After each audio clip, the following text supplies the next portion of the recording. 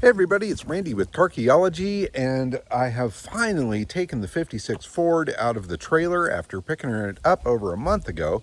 But I have been out in the world doing crazy stuff, going to Monterey Car Week, going to different car shows, and driving some old Volkswagen across the country. So this one has been a lady in waiting. But got it pulled out of there, used the trusty old Kubota to drag it on out. I'm going to do a little walk around so I can kind of document how crusty and nasty it is at the moment, and then I will follow up with further videos of cleanup. Since it's been a little bit since I've done a video on the car, I will get you all up to speed. So this is a vehicle that was located out here in the hills, not far from me, that I got turned on to by a friend of a friend.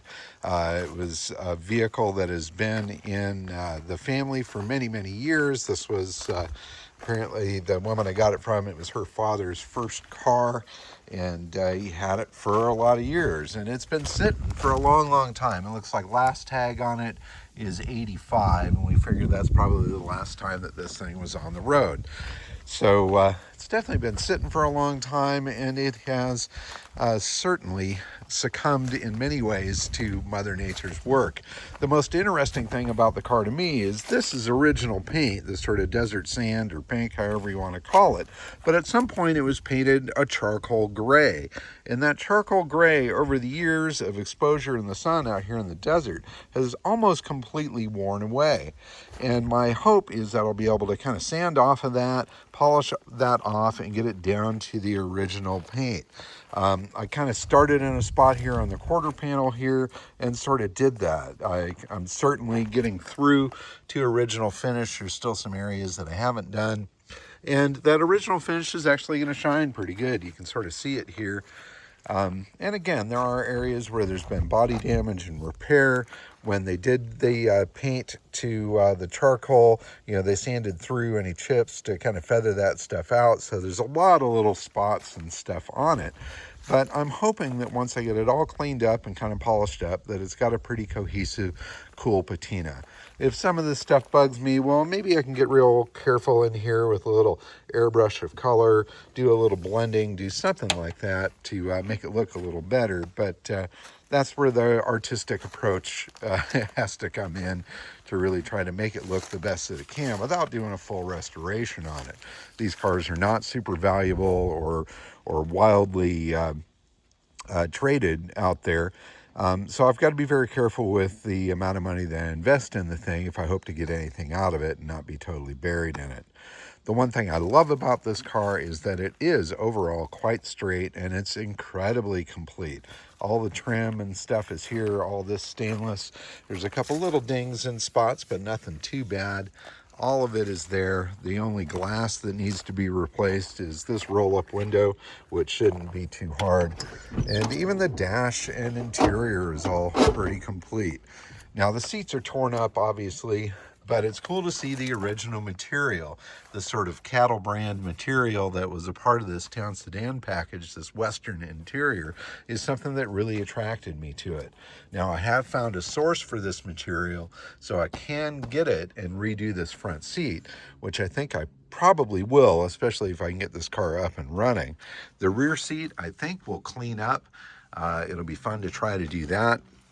And really cleaning up everything is step one.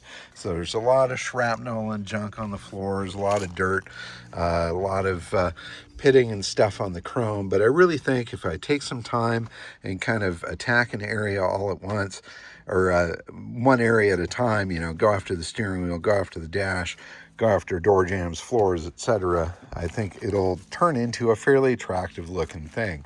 Now, I'm curious if on the door jambs, since they did paint the door jambs during the repaint, there's areas where it's coming off really easy. I might get creative or spend a little time to really peel all of that back to get back to that original pink. I think that would be far better than having the gray door jambs. But there's a lot of nooks and crannies here. It might be fairly difficult to really get all of that out of there. So just depends on how much time I want to spend trying to make it what it is. Let's see, coming around the back here, I did get the rear hatch open. We did find the original keys for it, which was awesome, including the license plate tag from 1969. These were things that the disabled American vets would do as a little fundraiser thing. It would help you know what car your keys were for, and that black plate is still on the car. In any case, I did get the rear hatch open. A lot of people have asked whether this has the rearward facing seat option, which it does not.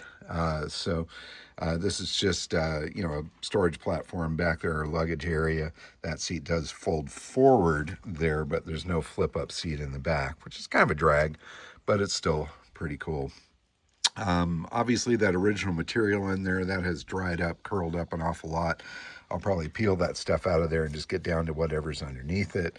The headliner's pretty tore up. I'm going to tear out at least the hanging down parts and just try to clean that up and just clean everything up. So first plan is to really kind of go after it with the pressure washer, shop vac, etc., get all this junk out of there and see what I've got. Now mechanically, let's see if I can go around here and pop the hood. Okay, mechanically, obviously, it's got a V8 in it. Now, what's interesting to me is this is a Ford, yet it's got mercury on the valve covers. So it makes me wonder if this engine was maybe swapped out with that of one from an old Merc, or maybe somebody just traded out the valve covers on it. I really don't know. Another thing I saw was this sticker here, LSD, which of course got me laughing thinking about the drug. But as I look a little closer here, limited slip differential is on there. When I was underneath the car moving it around, I noticed it had shackles on the rear springs and such. Makes me think maybe somebody hot rodded this thing a little bit and changed out the rear end, changed out the engine, and who knows. So the goal here, I want to take a shot back in here, some air pressure and stuff, blow all this junk out of the manifold and get all of that shrapnel and rat crap out, the sticks and stuff that pack rats have hidden in here. Get all of that stuff out of there and really start cleaning up what's here. Drain the fluids out, pour in some Marvel mystery oil or some sort of penetrant up into the upper valves areas and stuff like that, that pull the plugs out, soak everything, and just try to get it all lubed up before we try to turn it, and then of course see if the engine will turn. I am pleased that the engine is very together. Nothing's been taken off of it. The radiator's still in it. All the hoses and stuff are there. It's been sealed up pretty nice. Definitely some junk around the exterior, but not a whole lot has gotten into that motor, I don't think. So, the story was that this thing was running when it was parked, but of course you always hear that. It'll be curious to see if this thing will actually bark to life at some point. Right? Bark to life. Right, Astrid? Yeah. Anyway, this is the 56 Ford, and I'm really excited about getting this thing on some wheels that roll. I did pick up a set of white walls on some Steelies from a local advertiser. I've got some fat ones here for the back and then some smaller ones for the front. I did try to test fit this onto the back, and it's super, super tight back there, but I do think if I roll the edge of the fender lip there, that these will be able to tuck in there real nice, and we'll have some good fat rubber into the back and some smaller stuff on the front. Now I'm definitely going to get rid of that red. I think it clashes hard with the pink of the car.